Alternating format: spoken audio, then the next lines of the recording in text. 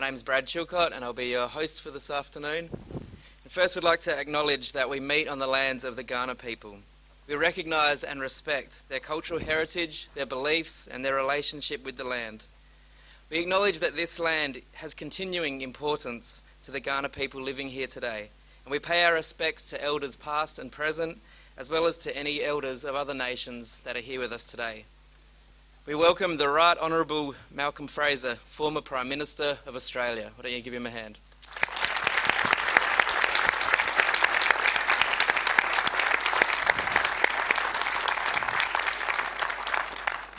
Australian Greens Senator Sarah Hanson-Young.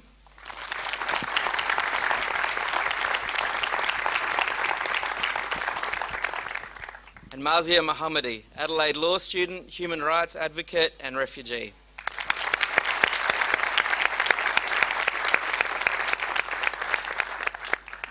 The subject we're discussing together today is compassion, politics and refugees.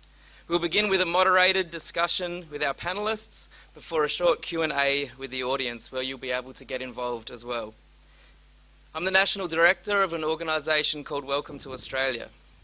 This is relevant because we began our organisation in response to the protests that took place outside of the Inverbrackie Detention Centre just over 2 years ago. In particular, I saw a sign of a 10-year-old Australian child holding a sign that said, "Sink the boats."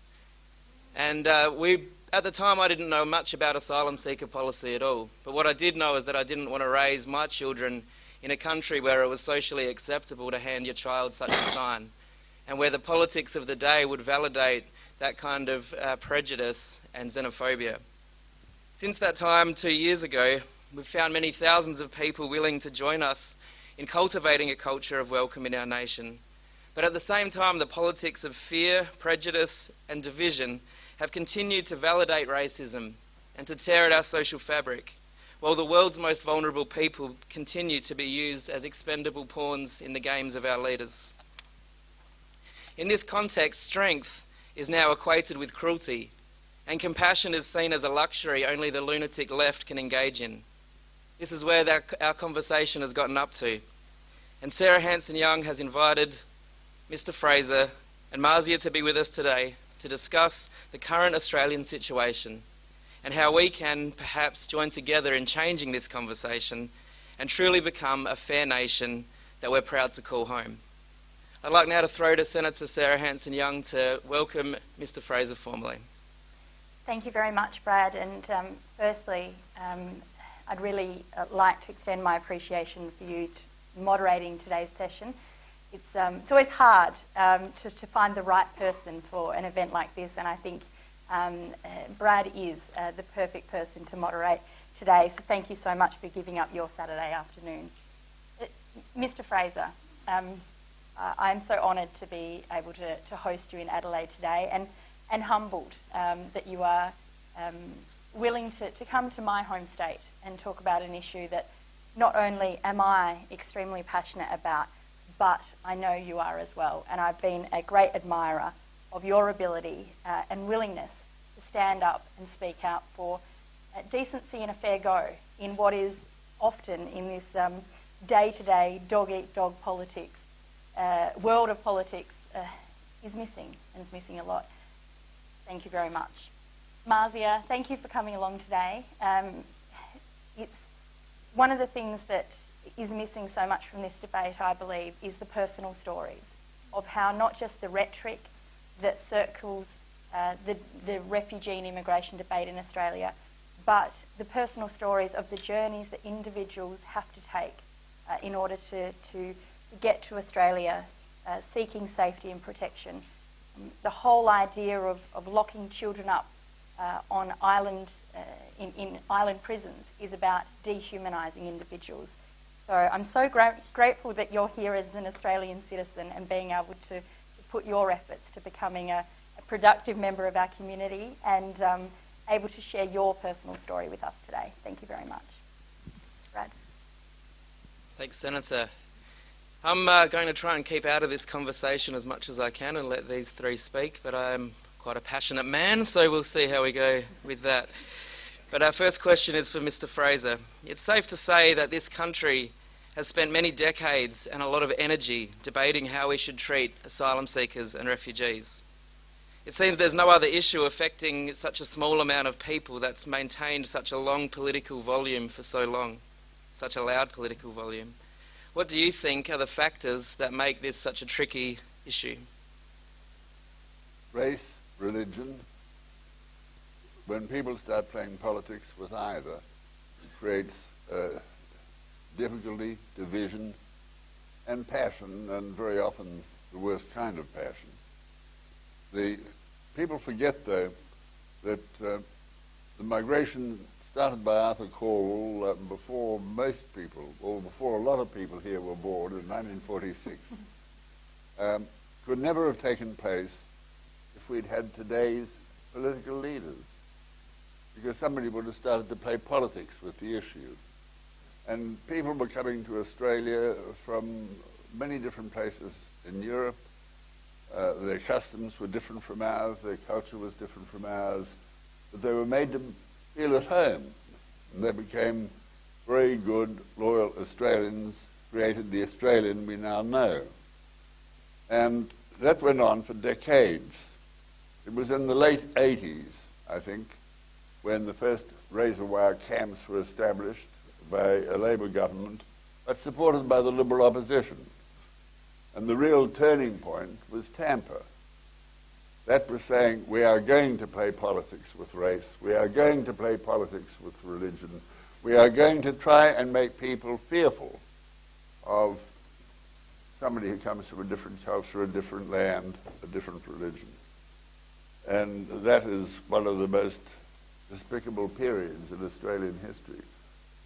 I said earlier that I'd been at a function at the Kennedy School in Boston, and the Australian students there, 16 or 17, said, they have a private meeting. Won't take long. They really just wanted to ask a couple of questions. How long do we have to pretend we're not Australian? Now, that was a few months after Tampa. That it resonated around the world. And ever since then, one way or another, people have tried to win votes by playing on the sensibilities of Australians and by playing politics with the lives of vulnerable people. Now, we have to get back to that other Australia. I still sometimes meet Vietnamese who were first billeted in Adelaide, and there were toys in the houses where they were billeted for their kids, clothes for their kids. They were overwhelmed by the friendliness of the welcome. And that, I believe, is the real Australia, not the Australia that our political leaders from the major parties are trying to create. Mr. Fraser, obviously for the politics of race to work, it attracts votes. Why do you think that it's been such an effective measure in attracting votes? Why is it something that works in Australia? If people play politics with these issues, I think it can work in any country. It's easy to play on the fear of the unknown. People who come from largely a different religion, a country whose background and history are so different, whose colour is different. If there were white farmers from Zimbabwe, you wouldn't have had this fuss. So if anyone says that race isn't heavily involved, we know that race is heavily involved, and it should not be involved. But nobody has really tried saying, look, I'm going to support the Australians in the middle ground, the Australians who want decency, the Australians who want to show that we're a friendly nation. And we are, whatever people say, I'm not sure that the Greens' view of population, but I actually believe that Australia needs more people because we are about the least populated country in the world.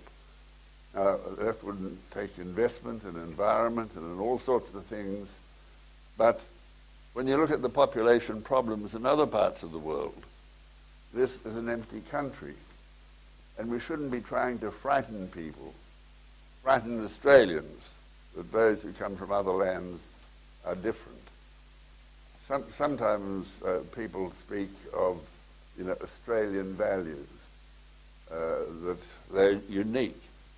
Mateship. Well, I would have thought mateship is pretty important in any community, any society, any country.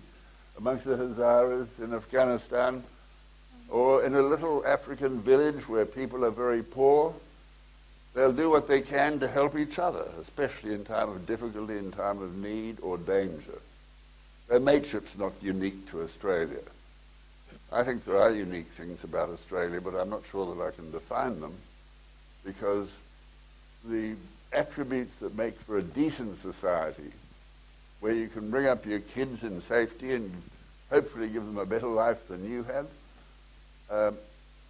the things that are necessary for that are common, I think, to every country in the world, and certainly every country that I've visited and I've been able to speak with people. And so politicians who try and create division, I think there's only one future for them. I'd vote against the lot.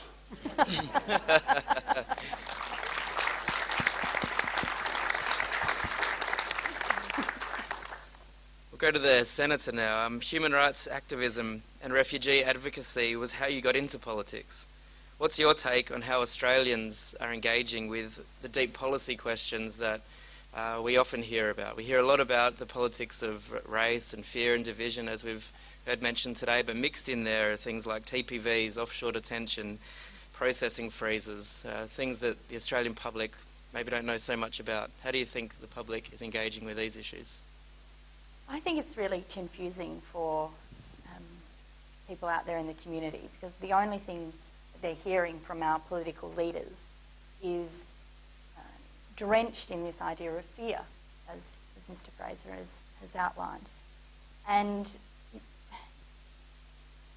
the whole point of Australia being a signature to the Refugee Convention is that we've signed up to this whole lot of rules that we said we'd abide by. And it was because after World War II, countries around the world said, we don't want to see that happen again. We want to see vulnerable people turned away when they desperately need help. And so we will play our part. And yet, all of the rhetoric that is coming out is against that. None of our political leaders have stood up and said, we don't want to be part of the Refugee Convention. But all of the policies that are being put on the table are in direct contradiction to it. And it's not, I think it's confusing at the moment, and we have this debate about what we need to do with this issue as if it's Australia's problem. It's actually a humanitarian issue. It's not even one of border protection or national security. A bunch of refugees fleeing war and persecution or the brutality of the Taliban are not here to breach our borders. They're here to invoke the protection of our borders. So they're coming here. They want Australia's protection and help and assistance. And the idea of deterrence, all of the policies coming from both the Labor Party and Tony Abbott's Liberal Party is based in this idea that we should deter people from asking for our help. The Labor Party says we don't want people coming on dangerous boat journeys, and I think that's absolutely right. I think there is a concern in the Australian community that these boat journeys are treacherous and dangerous, and they are. You know, I've met refugees who are living here in the Australian community who have lost family members on some of these boats that have sunk. It's not an easy issue. It is a complex issue, and there are no easy answers. But unless we give people a safer option, then currently at the moment, if you come from Afghanistan as a Hazara, coming by boat to Australia is your only option. And I think there is a lack of understanding because political leaders don't talk about these things. We don't put the facts on the table. We don't debate the facts, such as the large numbers of people seeking protection elsewhere in the world. The numbers here in Australia are so minute. Less than 1% of the world's refugees come to Australia.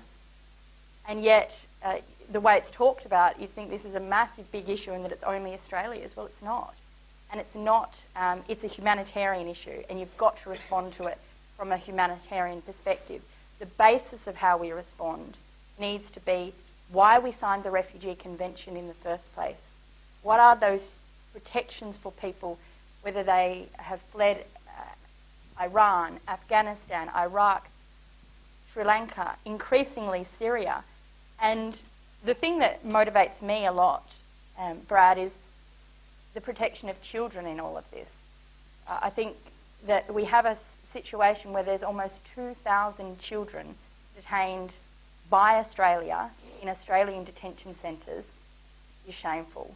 And how is that policy protecting anybody? It's not. We have more people coming to Australia by boat at the moment because there are more people in the region. Detaining a child,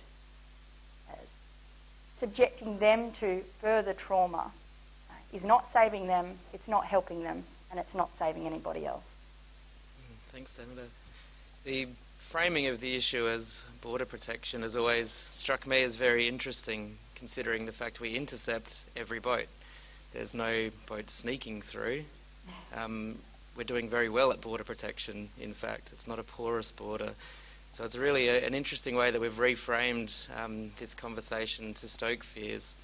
But there are many policy issues that are often raised, and Sarah has raised a number of them now. But Mr. Fraser, when you were Prime Minister, we heard a lot about your successful regional arrangements that you established to respond to Indo-Chinese refugees. I'd love to hear a little bit about that and how that compares to some of the policy discussions we're hearing now, especially this concept of regional cooperation we often hear raised and with little action following. Well, the Immigration Department recommended to the government in its various papers that detention centres should be established in the harshest deserts of Australia. Well, I think collectively over quite a long period, the government probably gave humanist consideration to that because we believed it to be inhumane, stupid, totally unnecessary and racist-based. As they are. Look, the major problem in my time, in the 70s, was, of course, the end of the Vietnam War and problems not only in Vietnam but also throughout Indochina and Cambodia. So there was an enormous exodus from the region. A lot of people were escaping in not much more than riverboats, very ill-equipped to survive at sea. And only a month or two ago I met a Vietnamese and his wife whose boat had sunk, and they were lucky they were picked up by a passing steamer and ultimately got to Australia. They both finished their engineering degrees and had a very good, productive life here. But there were tens of thousands fleeing from that part of the world. The first port of call was Malaysia, and they wanted to get to land because their boats were inadequate. And Malaysia initially was pushing boats back out to sea. They thought, look, this is going to be a huge problem. We're not going to be able to handle it. Well, Malaysia was persuaded, but UNHCR was heavily involved, and we were involved, and I think we probably paid for most of it, to establish a holding camp, a centre, and they stopped pushing boats back out to sea. And they did this on the understanding that other countries would take tens upon tens of thousands of people out of that centre so that Malaysia would not be left with a problem they would have found it very difficult to handle. And in the event, Australia took over 20,000 a year for 3 years in a row. And that was additional to the normal commitment to UNHCR, which then I think was about 12 or 14,000. But America took a very large number, and Canada took a large number. And a lot of Vietnamese also went to France because of a traditional relationship, but that I think was not by that route, by a different route. So there was, if you like, a global support for finding a place for Vietnamese refugees. And that worked. And you know, some boats got through before we got Malaysia's commitment. The Lieutenant Governor of this state was on the first boat getting into Darwin Harbour, and he told me of his experiences. Nobody knew what to do with him or them at the time. And then when I heard about it, I said, for God's sake, get them off the boat, see if they need food, medical assistance, whatever. And longer term questions we can look after. But you do need cooperation with your local countries. You also need cooperation with countries further afield, especially refugee accepting countries. But we now have you know, the government made a lot of it, seat on the Security Council. So why don't we argue in the Security Council that there should be a major UN campaign? The world is in the middle of a huge lift in the number of refugees, and has been for 2 or 3 years, and this is why more boats are coming to Australia. Not because Australia, as the government and opposition would have us believe, is the only target. People are being singled out because Australia is a soft touch. There are 600,000 people around Germany, about 170,000 in Canada. And some of the smaller countries in Europe have got much, much larger numbers than we have. And there are about 30,000, I'm advised, on the latest UNHCR figures in Australia. So you do need a global solution, but is there any sign that the government has done this? Is there any sign that Bob Carr has taken a constructive role in the United Nations? What he has said is that they're all economic refugees now, so we can send them all back. I've never, you know, that was a fantasy out of some mythological place in his mind, if he's got one. I think that's a great point that we can throw to Marziya on.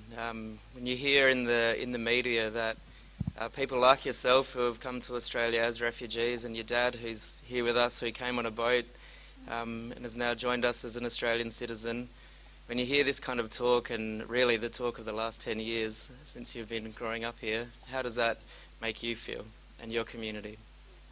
Let me first of all say that I'm a former refugee from Afghanistan, and my dad arrived here in the year 2000, and he was kept separated from us until 2006 because they suspected that he could be one of those terrorists, you know, from Afghanistan who could blow Australia up. So we reunited as a family in 2006, and since then I've been studying and now doing my first year of law and a second year of international studies at Adelaide University. So Brad, back to your question. I actually feel devastated by that sort of debate that goes on, you know, in our media by our political leaders who actually want you know, us to integrate in the society, you know, feel part of this country, but at the same time do not allow us the opportunity, you know, by making us feel hated. It feels like, you know, whenever we turn on the TV, you know, whatever goes on the news, it feels like they're actually directly being said to me, you know, my father, my mother. It feels like it's us they don't want in this country, you know. It feels like it's us they feel like a burden on this country, despite, you know, me strongly knowing that I'm totally affectionate, you know, towards this country and love this country as much as any other Australian, you know.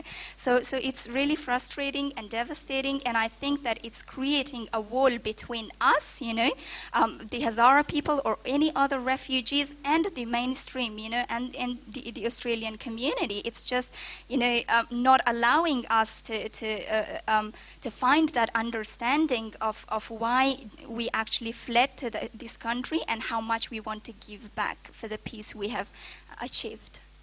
Yeah, Marziya, we've heard a lot about how this debate has dehumanised asylum seekers, and we don't understand really, as Australians, the stories, the backstory before you came to Australia. What made people like your dad and your family and others flee to our nation? Some of that is lost in this combat between the major parties, and I'd love to just ask you what you think some of the factors are that make a person get on a boat. I belong to the Hazara minority, Hazara ethnic minority in Afghanistan, who have been persecuted, for several decades and decades. During Abdur Rahman's kingdom, 60% of us got genocided, wiped out, cleansed, So the 40% that survived, who produced offsprings, and we are still being persecuted throughout the country, and even in the countries that we have tried to seek refuge, such as Pakistan, Iran, Syria, during the civil war, a lot of Hazara people fled to Pakistan, and today Pakistan is home to, only Balochistan is home to 500,000 to 600,000 Hazara people.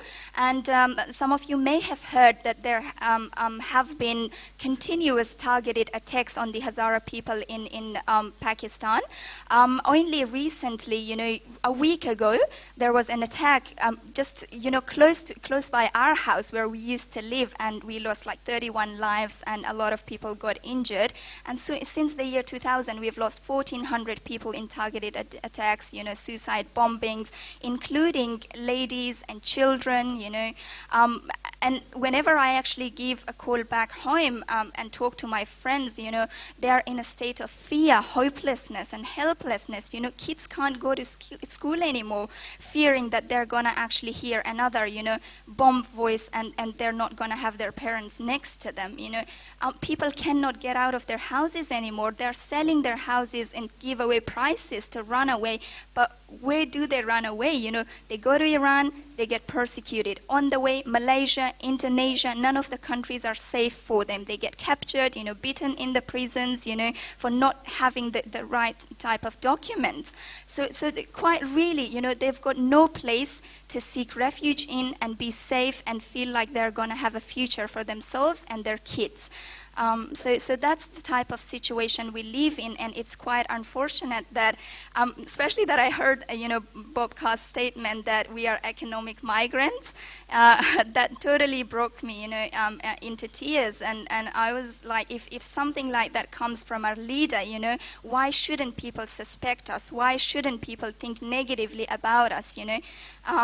Yeah, my father was an economic migrant, He didn't want to leave his country behind. He didn't want to leave his parents behind, his kids, at the time, and all the things he actually had at the time. So it's devastating how everything is sort of turned into this negative perception, and the personal stories, what people have gone through, all these are sort of undermined. Thanks, Marziya. There's a great line from a poem that says, "No one leaves home unless home is the mouth of a shark." And I think that's really relevant to what Marziya is saying. That. It's in fact 90% of asylum seekers that arrive via boat to Australia become Australian citizens. So it's interesting to think about the way that our rhetoric, our policy, our incarceration, our process, it's interesting to think that we are doing all of that to future Australian citizens, and what kind of future that is setting ourselves up for is something worth considering. Senator, I would just like to ask you what steps you think can help the situation right now with our political conversation and the accompanying policy. Well, I think the first thing really goes to this issue of how we talk about the issue, the facts, and how we debate the issue. And the use of language around this particular sensitive topic is so important. And language such as queue jumpers is just false. And it is a deliberate term to try and make people think that somehow, even if you are fleeing attacks on your home village in Pakistan as a Hazara, that you are not worthy for protection. Illegals, in the amount of times I've sat in the chamber in the Senate and heard members on the other side stand up and give ranting speeches about illegals and illegal arrivals. And I tell you what, I would be incredibly fit if I took a point of order every time a member of the coalition stood up and said the word illegal in relation to refugees. I even think talking about boat people doesn't really help. Right? These are refugees and asylum seekers. they're individuals and their families who are asking for assistance.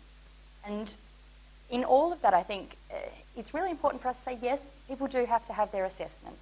There is no one on this panel, and I don't know anybody who works on these issues day in, day out, who argues that there shouldn't be proper assessment of who people are, where they've come from, and why they think they deserve protection. But it's how we treat refugees through that process that's really important. And mandatory detention was introduced in this country as a way of stopping people coming here, to act as a deterrent. It was introduced over 20 years ago. Well, it hasn't stopped, has it? It hasn't stopped people coming here. The idea of deterrence policies are simply not working. First it was mandatory detention, and then that wasn't working, so then we needed temporary protection visas. So even if you were found to be a refugee, you could only be a refugee for a particular point of time, and then all of a sudden you wouldn't be a refugee anymore, and that was meant to deter people. Stopping family reunion actually forced more women and children to come by boat, because when you fled your homeland in desperation for safety for your family, if you're told you're never going to see them again, well, you take them with you. I mean, that's the whole point. It's a backwards policy. Unfortunately, we're back to a point under this government where family reunion has been stopped effectively, and that's why we're seeing more children and mothers in particular coming by boats again. We know that indefinite detention is so damaging to people who have already suffered so much. The stress of that refugees suffer when they're in detention and never knowing when they're going to get out, how their claim for assessment is progressing, the isolation of many of their detention centres. Mr. Fraser, I think it's really interesting that the department told you back in the late 70s that we needed detention centres in the middle of the desert, and you rejected that. That's what we have now, is this old policy rather than a new humane way, which is what we actually need. So what can be done? I think we really have to tackle the language, explain and expose that deterrents don't work. They're not working. We've got the harshest policy Australia has ever had at the moment, and yet we've got more people arriving by boat than we ever have before. When you are fleeing for your life, you take whatever means possible. And so deterrents don't work. We have to be realistic and upfront about that. I think the need for a regional strategy is so important. But it's got to be a genuine regional strategy. It can't just be Australia moving into meetings with Indonesia and Malaysia and saying, hey guys, we've got an election around the corner, could you do something for us to stop these boats? It's got to be a genuine regional solution that understands this is a humanitarian issue. And we do need to engage other countries from around the world in this. Australia can't resettle all these people, of course we can't. But we can show goodwill by offering to increase humanitarian intake significantly now in an emergency response to what is an emergency number of people seeking refuge at the moment. The numbers are growing, and it does mean we need to react to that particular point of time. I'm disappointed that Mr. Rudd, the new Prime Minister, when he was in Indonesia yesterday, didn't commit to Indonesia that we would take more people. That's what he should have done. Because if you don't want people taking dangerous boats, give them a safer option. Give them hope that they don't have to engage a people smuggler. Give them a safer way. I was in Indonesia this time last year, and I went to visit a number of the refugee camps and the areas where refugees are waiting in Indonesia. And the stories that you hear. There was one family who had been in Indonesia for 2 years. Previous to that, they'd been in Malaysia. This family was from Afghanistan. They were Hazaras as well. In Malaysia, they registered with the UNHCR. They had to hide because in Malaysia it's not legal to be a refugee.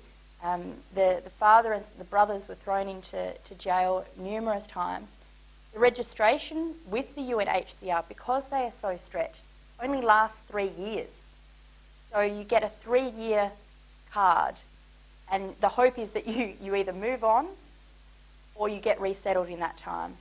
There's 90,000 registered refugees in Malaysia, and Australia is taking 1,000 of them a year. There's 90,000 of them.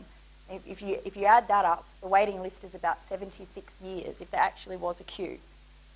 This family, after 6 years, two times they'd had to register for the UNHCR and were found to be refugees, moved on to Indonesia because they just weren't safe in Malaysia anymore. And they were waiting there. And they begged me, please don't force us onto a boat. We don't want to have to come by boat. We need to, we don't care where we go, but we've got to be able to put our lives back together. And when people are waiting in Indonesia, they cannot work, the children can't go to school, they're subjected to arbitrary detention. These are the things Australia needs to be working with our regional neighbours on. Building protections for people in the places that they're currently waiting, and do that with the goodwill of saying we will take more of them. Mr. Fraser had a comprehensive plan of action. Well, we need a new regional plan of action, and we need it now. Yeah, it seems to me quite an insult to Australia's ability to be innovative that cruelty is our only option. When we're faced with a problem, what can we do? We can be crueler. That's really what we've come to. And to me, that's an insult to our ability to be innovative, to be cooperative, and obviously to be compassionate when considering these complex issues. Mr. Fraser, it's an unusual thing to see a former Liberal PM campaigning with a Green senator. Why did you think it was so important to be here with Senator Sarah Hanson-Young today? Well, I was happy to do it for two reasons. Senator Hanson-Young has supported sane, humane, decent policies on this issue for a very long while, and deserves support on that basis. But there's also another reason. Her seat, as I'm told, or was before change of Labour leadership, and I don't know how that alters the figures. I think it's still pretty risky. Her seat is, on the figures, a risky seat. And if Sarah loses, that could mean that Tony Abbott has a majority in both houses. Well, now, putting it bluntly, I don't believe either party deserves control of both houses. Neither party, and not just on this issue, on other issues also, but particularly on this issue. They have behaved in a way that demeans and degrades Australia. And I don't think they should be forgiven for that, because playing politics with people's...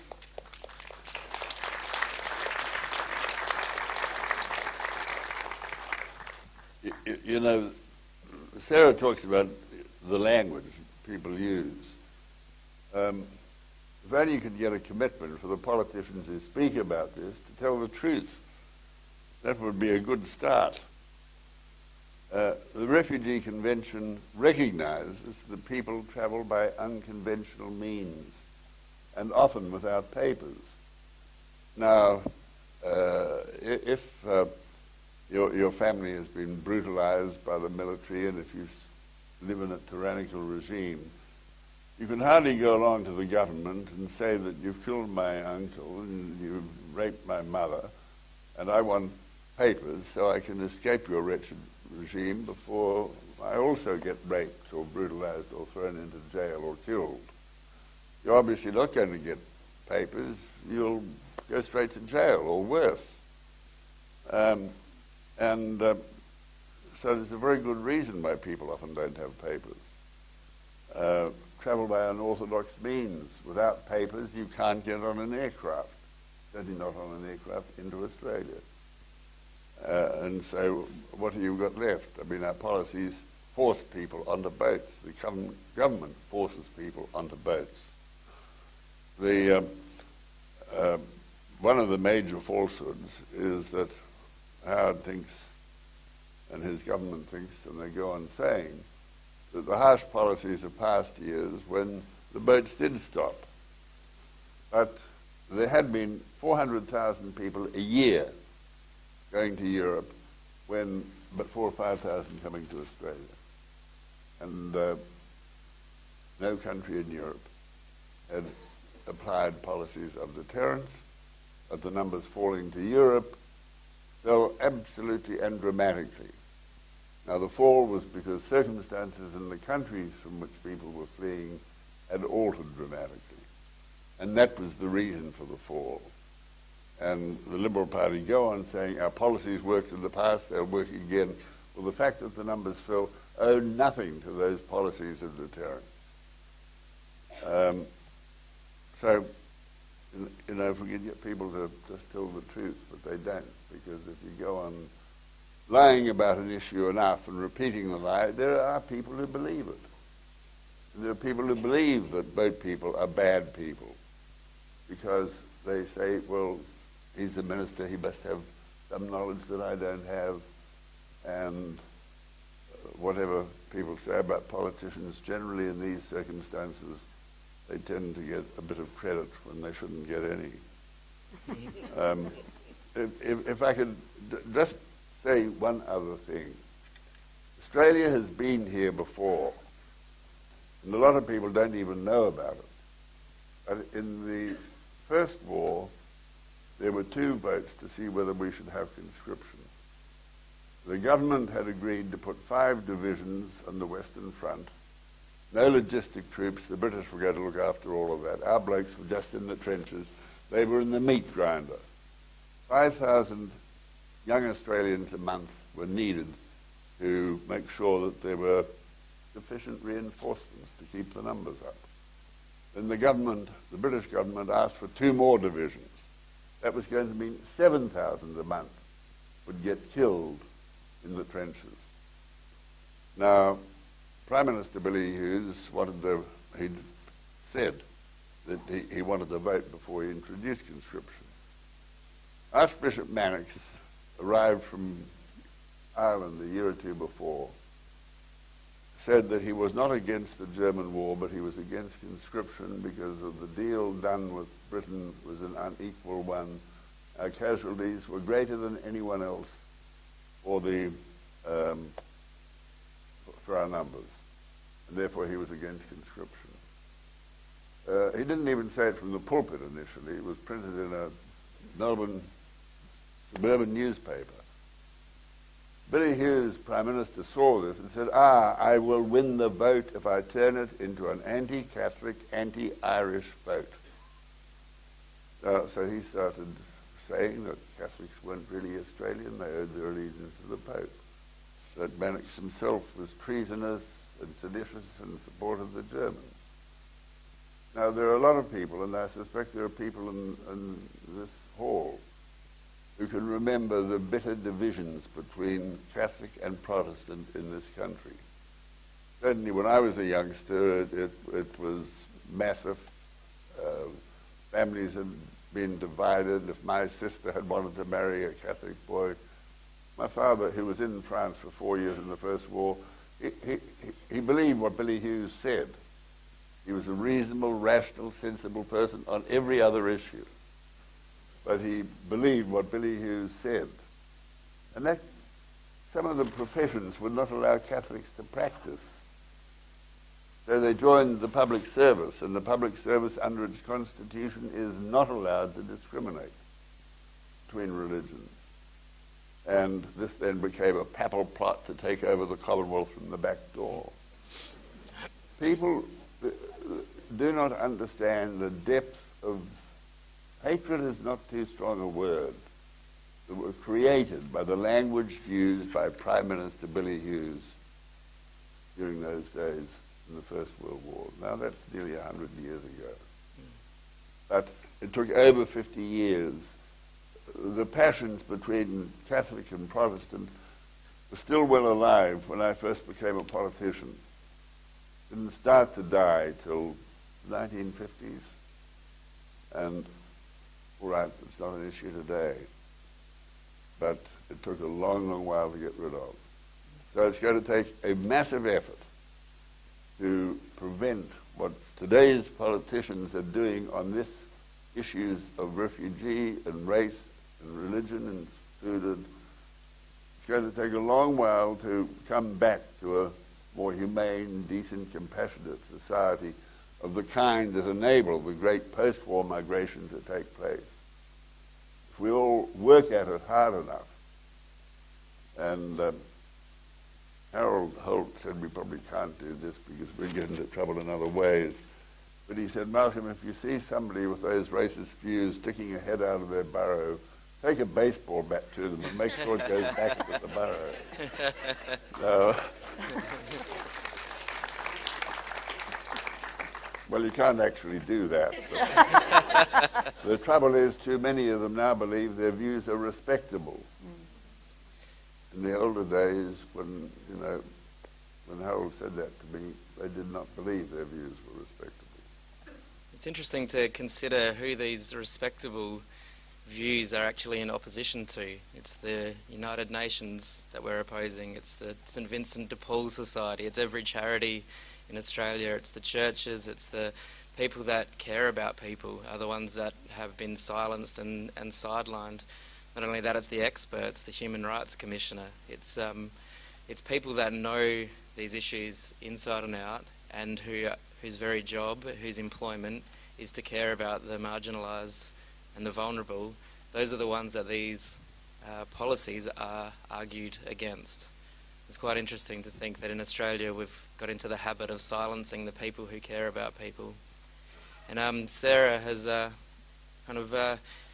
had this refugee issue at the forefront of her political career. It's something that she's constantly argued on the side of the vulnerable and the marginalised, and it must be quite discouraging for you at times. What is it that has made you put your hand up again to go through this for another 6 years?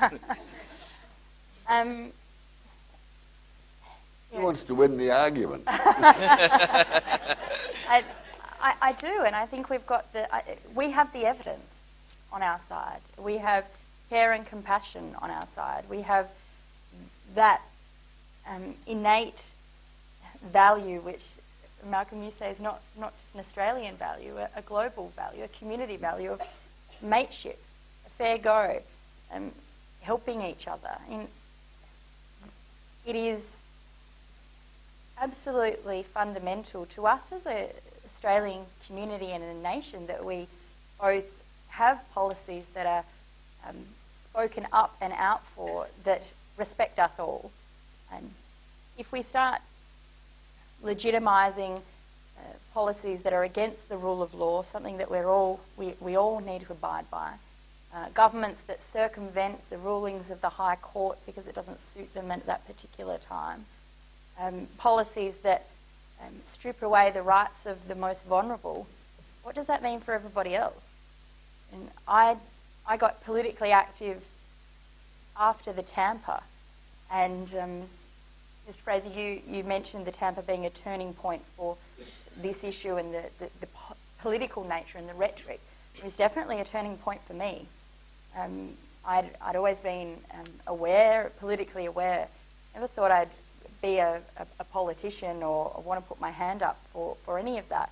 In fact, politics, I felt as a young person, was so disengaging, and I didn't see any real leaders standing up for the things that I believed in until the Tampa. And it was Bob Brown who stood strong and tall during that debate. And I thought, you know what, he's right. And fast forward to now, and I think we're in a very similar circumstance. This is not a time to lose courage. This is a time when compassion and care actually needs the loudest and the strongest voice. And that's why I'm putting myself forward again, Brad. I'm hoping to do that.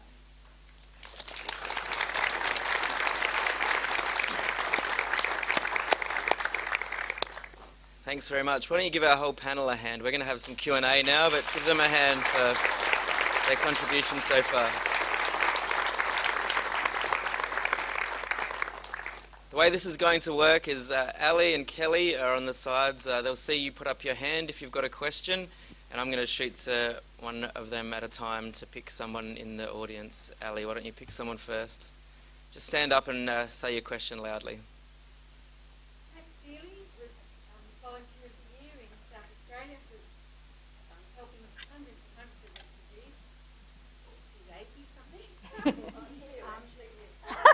Woo! Give Pat a hand. He went to 75 or something, so she could have the qualifications to do it. Where's the press? Yeah. It wasn't like we were all doing it. You're here, sir, good on you, right? You're here, where's the press? Tiny little thing about, has Malcolm joined the Greens? Has he got old and gone funny, you know? Where is the press? Everybody here, preaching to the converted. You guys know how to get the press? Come on, tell us all how we can stand up and say, excuse me, and I'm happy to go and wave banners or whatever might work. If you're a member of the press, just give a cheer right now. Thanks. Does anyone want to respond to that? I guess the thank you very much. I mean, this is the passion and the courage that we really need to be demanding from our political leaders. But there is no getting away from this. There is we're only weeks possibly from an election campaign, and this issue is already dominating. It's going to keep dominating. But we are seeing a race to the bottom from the political leaders. I am so humbled that Mr. Fraser has been able to come here today to support my campaign, but you can't even vote for me. What I really need is people challenging those the views that are espoused by our other political leaders who say that when I stand up for compassion and care, that somehow I'm just a bleeding heart. We are basing our issues on practices that have worked in the past, that must work again, because the only way we deal with this issue, I don't believe there is a solution. And this whole idea of, the Pacific solution, or we need a regional solution, well, you know what, it's time we just got real. There is no solution except world peace, and that ain't going to happen anytime soon. What we do need to do, however, is approach it from a humanitarian perspective, and the only way of having a policy that even may work is by having that at the forefront. And so, two pictures: speak out, write those letters to the paper, call talk back radio. But even on a more personal front, I am one of the few people in the federal parliament who has consistently stood up on this, and I hate saying that. I wish that wasn't true, but it actually is. And if you want me to be able to keep doing that, sign up for a polling booth and help me hand out on the day, because we can't let the fear-mongering win and the fear-mongers win. There's something if I could just add to that. If we look at the contribution that people from different countries, different cultures, different backgrounds have made to today's Australia, it's massive. Without the Great Migration post-Second World War, we would be a tiny, irrelevant Anglo-Saxon outpost. It would be pathetic, it really would. And we've changed enormously, and for the better. And one of the things I'd like to do, and the Vietnamese community is one, but there are many, many others, they ought to work harder to re-establish the Australia that made it possible for them to come here and for them to be welcomed. I can understand they want to stay under the radar, but staying under the radar on this issue is not good enough for anyone, whether they're fifth-generation Australians or first or whatever second-generation Australians, or have come here as kids. It's an issue for everyone, because current policies espoused by political leaders are wrong. That word isn't strong enough. Evil might be, some would regard as too strong, but it's something between wrong and evil. And there's that saying, for evil to prevail, it's only necessary for good people to do nothing. So people need to be active on this issue, make life very uncomfortable. those who advocate the sorts of policies.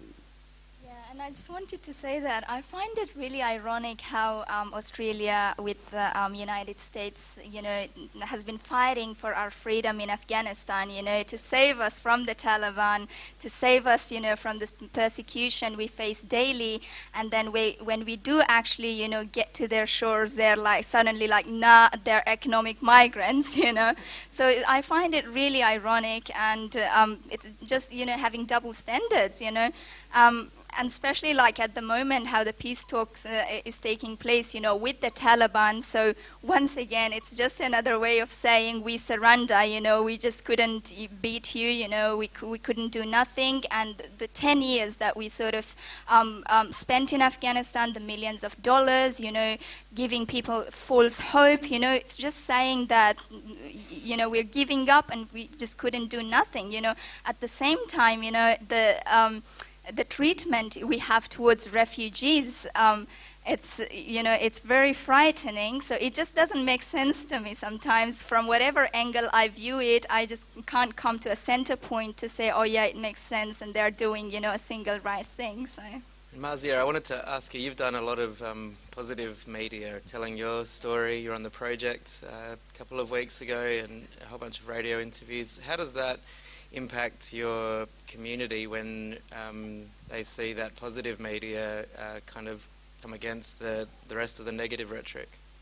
You know what I've noticed, Brad, that, since I've started sharing my story, people have become, more positive towards me and so supportive. The large number of people who have, inboxed me on Facebook, Twitter, and personally approached me saying, well done, you're welcome here. And the feeling I get, the spirit, the lively spirit I get, it's so different. My parents, my dad, because of the years he was on temporary protection visa, his spirit had totally died. And I feel like through sharing my story and raising awareness, I've sort of awakened him up again, made him a lively man again. He sits there proudly smiling at me, and so I think it has a great impact. And I always feel like it's because of, the fear of the unknown, that people sort of approach you differently. It's not because they're mean, evil, bad people, but it's because of how media has manipulated everything, hidden the truths, hidden the pain and the sufferings, people go through, and just given them that evil face that people should fear from. Such as with bridging visas, I heard that the government is sort of trying to beware the neighbors that, next door to you is living a man who's on bridging visa, so you gotta be careful, I mean, what kind of impact would that put on a neighbor? You're already giving them, a notice saying, hey, that person looks different to you, that person eats different food, walks differently, lives differently. You gotta be scared of them, you gotta make sure that you don't talk to them, smile at them, because they could at any time sort of do probably a weird, inhumane thing, So I think our approach sometimes is ridiculous as a nation. His values are based on compassion and fair go and, a boundless plains, So, yeah. Thanks, Marziya. Let's have another question. Kelly, if you can pick someone. Let's hear from Pat.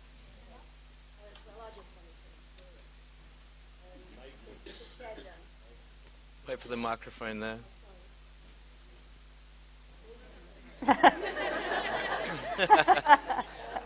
migration agent, migration agent.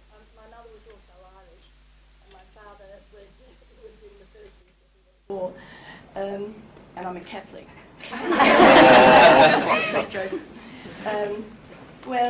I'm a migration agent, and I have about 80 Hazara clients, probably more if you count the children.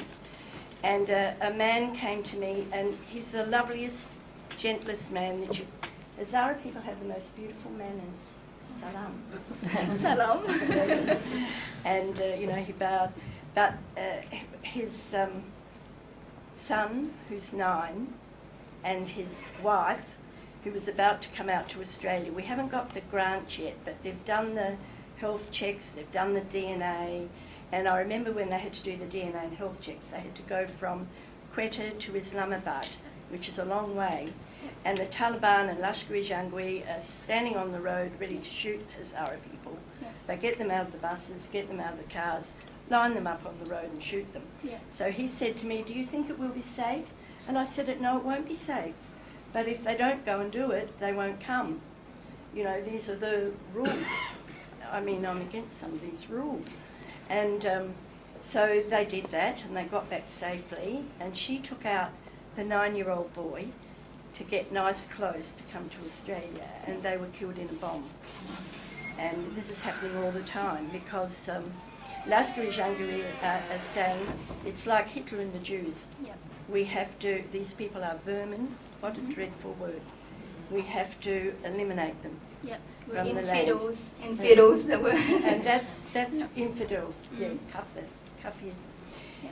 So there are 5 other children, and this man, this beautiful man, he sat next to, because I'll start crying, and he cried and cried, and he was going, oh, oh, oh, and he just wanted them, you know, us to do something to get them out, because the children are now, they have no support, they have no one to look after them. He's here, she's dead, mother, and there are 5 other children. So we took him to the doctor, and I took him to a psychologist, and he came back on my arm because he was so weak the second day. And I sent this made me cross. I sent an email, you know, putting down the case number and the name of all the people who were still there and their date of birth and da-da-da, and what had happened. And I got an email back from Dubai. The cases are all looked after in Dubai for people who are in Pakistan or Afghanistan, and unless they're Pakistani citizens and goes to Islamabad. And I got back an email, and it was just a standard, no reply, we received your email. Nothing. I rang Kevin Rudd's office, he wasn't there of course, and bawled all over the phone, and told one of the people that worked for him, and I said, please let Kevin know, because I think he's a man of compassion. And the guy said, I think he is too, so I hope so. So that's just one incident in one day in my work. You know, I'm working 7 days a week, and we were trying, oh, one more thing, sorry, then I'll keep quiet. One more thing was that the money went up very much, the fee. I used to get people out on offshore protection. There was no fee because they're refugees. The end of 2011, there were 760 visas for 20,600 people. So we were advised by the Department of Immigration that they're never going to come. It'll take 30 years before, you know, that queue comes. So now we do partner visas, which is a migrant thing.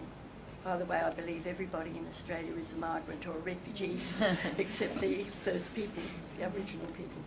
Anyway, so now we're doing partner visas, and they're taking a long time. And the fee is finished up in the end of June as $2,680. Then people are asked to do DNA, which is another couple of $1,000. And on the 1st of July, it used to be a flat fee. If there was only the wife, it was $2,680. If there was a wife and 10 children, $2,680. Now the fee has gone up to $640 per child, as well as the $2,680. And if the child, one of the children is over 18, it's another $2,680.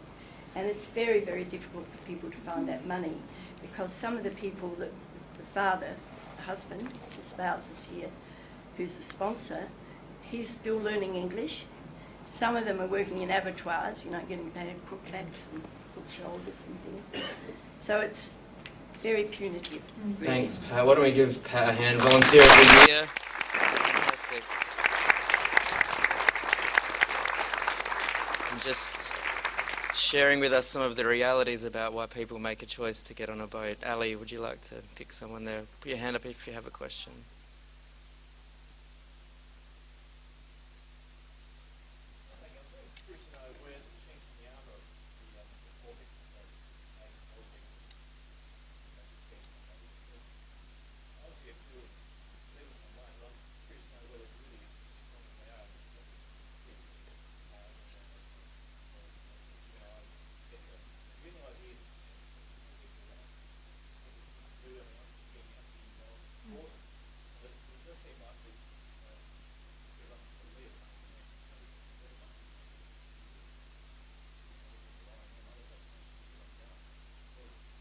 So the question is, what are the chinks in the armour of this base kind of politics? What are the activist tactics? What can we do to really make a difference? Maybe Senator Sarah Hanson-Young. I think one of the key things, the chinks, is that they're peddling lies. It's not true. You can't just push boats back to Indonesia without that being a problem. It's not going to save any lives. The numbers of people coming here are not in the vast numbers that politicians are making out to. So truth is on your side. Making sure that people understand the facts, I think, is really important. Never ceases to amaze me the numbers of conversations I have with people in shopping centres or at the airport or at the market. When I talk to them about the actual facts, they get it. They go, well, why are we worried about this then? Why is it such a big problem? I think truth is a really important way of combating the fear-mongering. But it's about how you get that truth out there, and I guess that's the point that you're raising. I do think the media have a large responsibility to take in this debate, absolutely. I think there's some amazing journalists out there who are trying their absolute best to report this issue fairly, but there is this idea from some of the media agencies to just keep trumpeting the line that these people are illegal, boat people, that there is a queue, and that somehow the breaching of borders is continuing and is a massive problem. That's really hard, and so you've got to find ways around that. But at the same time, you do still have to challenge it. I know it sounds, I'll say it again, I know I know it sounds like nothing to write letters to the paper or to call talkback radio or to have your voice heard in a way. That actually does make a difference, because if they only ever hear one side, and I'll be really clear, the other political parties tell their troops to go out and keep pushing this fear. It's an organised campaign, and we have to organise back. We have to make sure that every time Bob Carr opens his mouth and has a brain snap and says that all these refugees coming here are 100% economic migrants, well, that is just wrong. There is no evidence for that, and he needs to be called out on it. And so being able to pick up the phone and tell your local radio station that, I think, is important.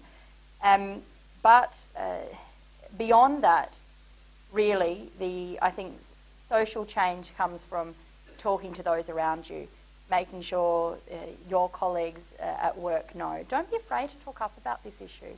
I think Marziya has spoken about the response she got when she went on the project and told her story. Overwhelmingly, Australians are kind-hearted, generous people. You're all here because you care about this issue and have some connection to wanting to see a change on it. You're not alone. The problem is that the fearmongers have got the microphone. Well, you need to grab it back. Could I just add a couple of things to that? If it was possible to pick out some of the worst of this issue, whether it's Bob Carr and somebody else in the Liberals or whatever, and then try and get some people who really understand how modern media, Facebook and Twitter can work and take off, and maybe get up. Yes. They run campaigns. I don't like everything they campaign on by any means. But they'd be on side on this sort of issue. They are. And if you really targeted 2 or 3 people and said, we're going after you, and if you did it successfully enough, and you beat them at the election. Now, one of the most successful political campaigns ever run was, I think, in the early 60s by Women's Electoral Lobby. And they questioned every member of the federal parliament. What was it on? It was probably on abortion, but certainly very much on women's issues. And they either interviewed you or you filled out a questionnaire. There was no member of Parliament who wanted to be badly marked by women's electoral lobby. Not one. And that did have an influence on policy. It would be possible for that to be done. There's not all that many members of Parliament. Wouldn't be that difficult to put together a questionnaire. And, of course, they were going to publish the results, and that was the key. Get publicity for the results. Well, of course. So, I think the efforts to marshal opinion for decency and for decent values does need to be harnessed and directed, if you can do it.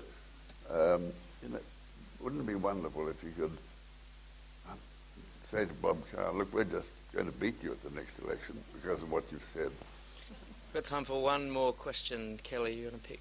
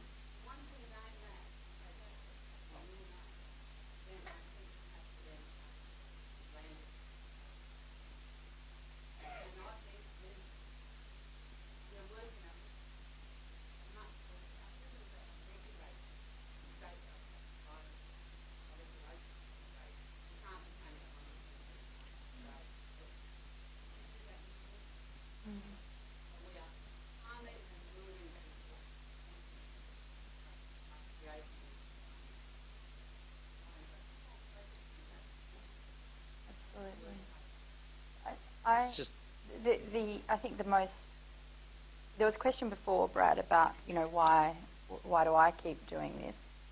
Detention centres is absolutely one of them. It's one of the reasons why if I thought twice about it, I'd maybe not want to keep doing this job either, because they are awful. I've visited most of the detention centres across the country, and they are hideous places. They are hellholes, and they're designed to strip away people's hope, and it strips away people's dignity. The numbers of men, women, and children who I've just seen who are just so hollow from their experience, and yet these are people who have fought so hard to get out of awful places where they've been brutalised, their communities have been persecuted and tortured, to then get to an Australian detention centre, and it's that ultimately breaks them. I think that's the worst crime of all. We are running out of time, and we need to call it to an end now.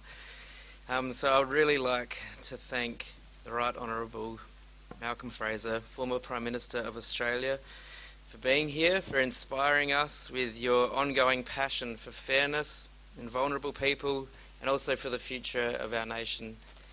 I've been thinking this week a little bit about the dismantling of the white Australia policy, and I think now it's time for us to dismantle the cruel Australia policy. And I think it's great to have the former Prime Minister here to be a part of that process and to help us in that conversation. So why don't you give him a hand?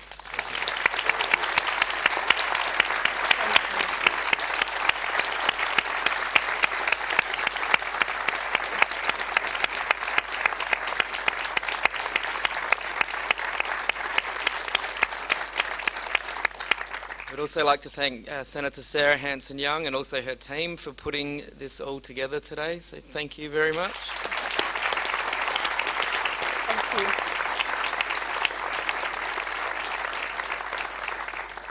And to Marziya, before we were asked the question, what's the chink in the armour of those that are encouraging fear and hatred? And I think it's people like Marziya who show us the Australia that's possible when we open our arms and allow people to contribute and to belong. And Marziya is a constant inspiration to me and to our organisation, so why don't you give her a hand for being here with us today.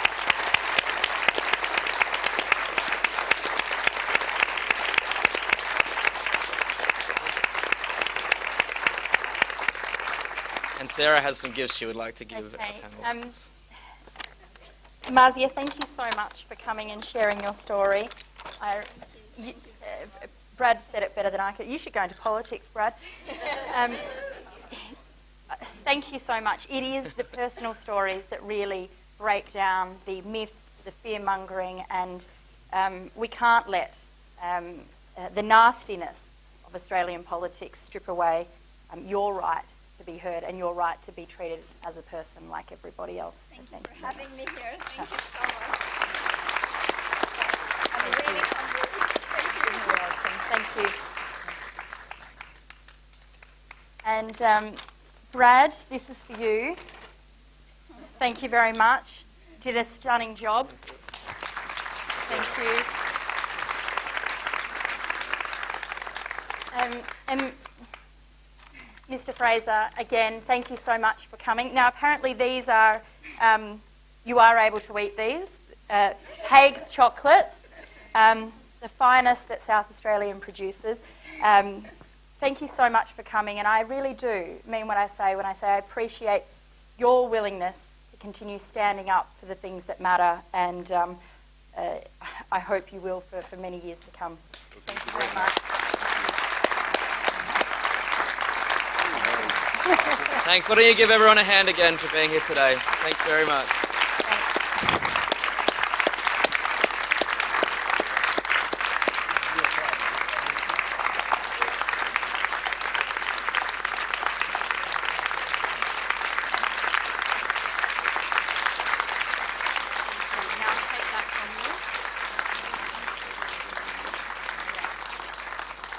And we'd like to invite you all to stay in the foyer and mingle for a while. Some of our panellists will come and say g'day out there. So please hang around for a little while, have a drink and chat about the panel that you've been a part of here this afternoon. Thanks everyone for being here with us today.